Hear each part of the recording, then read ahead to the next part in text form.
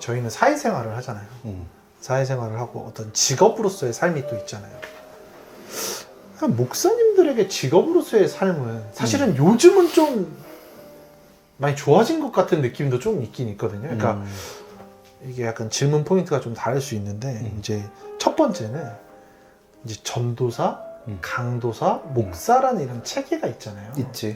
근데 이거에 대한 정확한 어떤 선 같은 것들이 있는지가 있지. 정확히 있지. 그래요.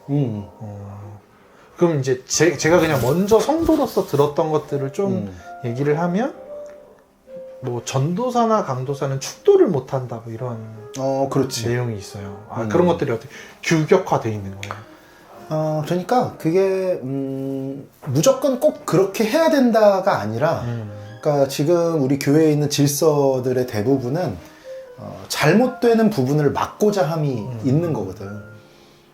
그렇기 때문에 이제 축도의 권한, 그러니까 축도라는 건 사실 축복 기도야. 그 이제 예배하시는 모든 분들을 이제 축복하는 기도를 해드리는 그런 어떤 모습인데, 아주 쉽게 말하면 목사가 되기까지 강도사나 전도사는 과정이라고 생각을 하는 거야. 그러니까 그렇다고 해서 전도사님들이나 강도사님들이 뭐 못 믿을 존재라든지 아니면은 그것 자체로 사역을 하면 안 된다라든지 이런 게 아니야. 전도사님이어도 개척을 해서 단임 목회를 할 수도 있는 거고, 강도사님이어도 그렇게 할 수 있어. 그러나 이제 교회 안에 이제 그렇게 있을 직제가 있을 때는 이제 그런 것들이 어느 정도 좀 이제 질서로서 있는 거지. 그리고 이제 그 책은 어떻게 되냐면, 일단 학부생에 한해서 이제 전도사라는 이름이, 그러니까 그 신학 학부를 들어가게 되면 전도사라는 이제 그러니까 쉽게 말하면 교회에 가서 전도사로 사역을 할 수 있어. 신학교를 들어가, 학부를 들어가면. 그리고 이제 신학 대학원을 들어가잖아. 신학 대학원을 들어가게 되면 처음에는 전도사고, 신학 대학원을 졸업하게 되면 강도사 시험을 봐서 강도사가 될 수 있어. 그리고 강도사가 된 이후에는 1년이나 2년 정도 그 정해진 그 기간이 있어. 그 정도를 목회를 하고, 목회를 했다는 걸 입증을 해야 목사고시에 지원을 할 수가 있어. 그러니까 졸업해서 강도사고시 합격을 했어도 목회를 안 하면 목사고시에 응시할 수가 없어. 그래서 목사고시에 응시해서 목사고시가 통과가 되고 면접까지 다 되면 그때 이제 목사 안수를 받게 돼. 그 다음에 이제 목사라는 게 이제 주어지는 거야. 그럼 사실은 그 축도권을 빼고 사실 설교 부분은 전도사, 강도사, 목사에게 동일하게 주어지는 권한인 그렇다고 볼 수 거죠? 있지. 그렇다고 볼 수 있지. 그래요. 왜냐하면 전도사님 중에도 개척하신 분들 계시거든. 담임 목회를 할 수 있는 거예요? 담임 전도사님, 담임 강도사님. 이렇게 하실 수 근데 이게 있어. 약간 외부의 시선으로 보면 약간 전도사에 대해서 제가 들은 부분은 한국에만 있는 개념이다. 뭐 예를 들면 한국에 워낙 교회에서 일할 사람들이 없으니까 신학생들에게 어떤 공식적인 일자리를 주기 위한 뭐 이런 거라고 카더라로 들은 것도 있고, 사실은 이제 어떤 강도사님이나 목사님 정도만 하더라도 어떤 자격을 검증하는 단계들이 있잖아요. 예를 들어 학부 4년을 했을 거고, 대학원을 거쳤을 졸업한 거고. 거지. 그러니까 사실은 쉽게 말하면 의과대학을 졸업한 인턴 레지던트라고 하면 여기는 단순히 의대생이라는 이유로 진료를 하게 되는 약간 그런 리스크가 있는 부분이 있긴 있잖아요. 너처럼 접근하는 사람들도 있어. 그래요. 그래서 뭐 더 득이 많기 때문에 이 체제가 계속 유지가 되는 거겠죠?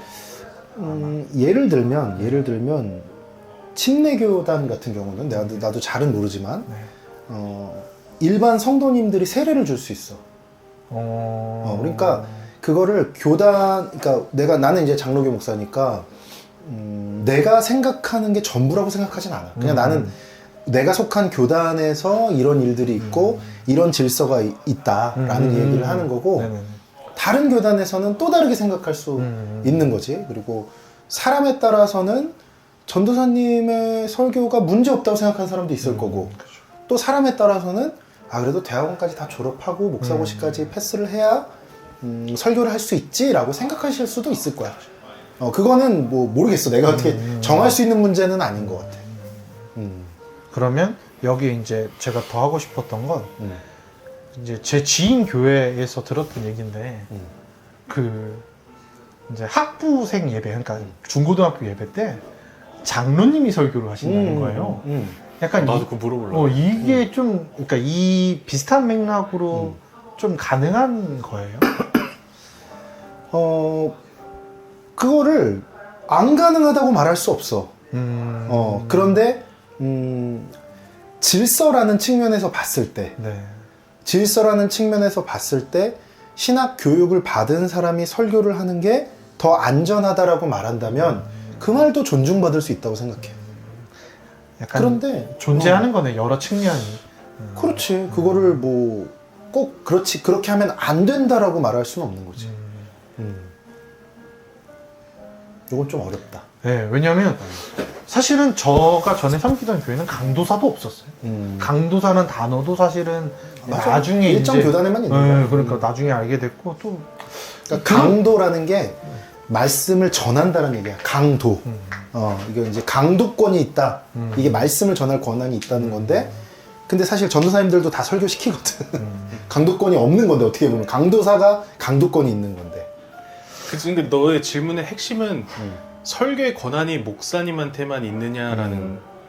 목사님, 사실 강도사의 존재를 이제 알았으니까 강도사까지는 가능한. 왜냐면 사실은 전도사의 설교권에 대해서 의문을 품는 이유는 대학교 1학년도 전도사가 되니까. 그럴 수 있지. 그런데 사실은 뭘 배웠을까라고 생각을 한다면 아니 당연히 배웠겠지만 1학년의 신학생과 뭐 이런 건 비교하기가 어렵지만 30년을 묵상하신 장로님으로 게임을 한다면 사실은 요게 자격이 된다면 요게 될 것 같고, 그러면 요게 돼버린다면 물론 근데 또 이런 생각도 들어요. 우리끼리 이렇게 모여서 예를 들어 가정 예배를 드린다면 사실은 그냥 내가 오늘 묵상해서 나눈 이야기들이 어떻게 보면 설교라는 이 범위를 어디까지 러프하게 볼지 모르겠지만 가능할 것 같기도 하고.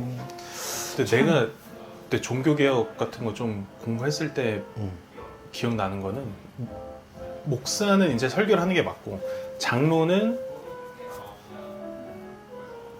뭐더라? 이거 쇼츠 짤인데.